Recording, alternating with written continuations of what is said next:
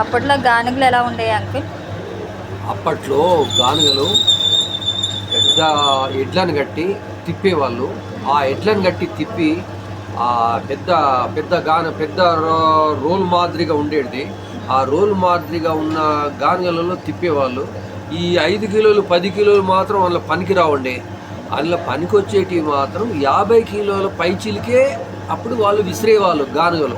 విసిరితే దాని నుంచి ఒక ద్వారం ఉండేది. ఆ ద్వారం గుండా బయటకు వచ్చేది ఏది నూనె. ఆ నూనెను అప్పుడు పట్టుకునేవాళ్ళు. బాగా డబ్బున్న వాళ్ళు చేసే విధానంగా ఉండేది అప్పుడు. డబ్బు లేని వాళ్ళు, ఇప్పుడు డబ్బు లేని వాళ్ళు కూడా, డబ్బున్న వాళ్ళు కూడా ఈ మిషనరీస్ వచ్చాయి కాబట్టి ఇప్పుడు చాలా బాగుంది. ఇప్పుడు ఈ మిషనరీస్ టెక్నాలజీ డెవలప్మెంట్ అయింది కాబట్టి మనకు ఇది చాలా మంచిగా ఉంది, బాగుంది. ఇది మాత్రం నేను చెప్పగలుగుతాను. చెప్తాను. ఈ ఆయిల్స్ బెటర్ అంటారా, ప్యాకెట్ ఆయిల్ బెటర్? పైసలు ఏమండి, ప్యాకెట్ ఆయిల్ వాడటం వల్ల అందులో పెట్రోలియం ప్రొడక్ట్స్ కలుస్తాయి. పెట్రోలియం ప్రొడక్ట్స్ కలిసిన ఆయిల్ తినటం వల్ల మనకి లేని జబ్బులు వస్తాయి. కాబట్టి పెట్రోలియం ప్రొడక్ట్స్ని వాడకండి. మీరు కొద్ది ఖర్చు అయినా పర్వాలేదు, గానుగ ఆయిల్ వాడండి. పల్లి, వేరుశెనగ, కొబ్బరి వీటిని వాడండి.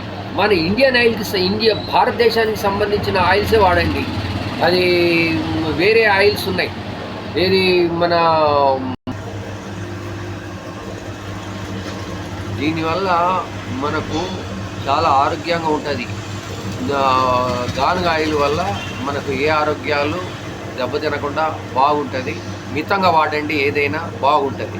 ఇంకోటి ఏంటంటే నేను చెప్పేది ఈ హాస్పిటల్లో చేరిన తర్వాత బెడ్ పైన లక్షలు ఖర్చు పెడతాం స్టంట్ వేసుకోవడానికి, దీనికి.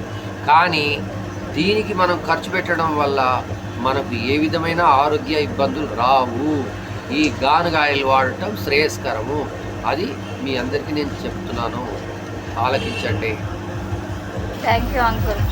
God bless.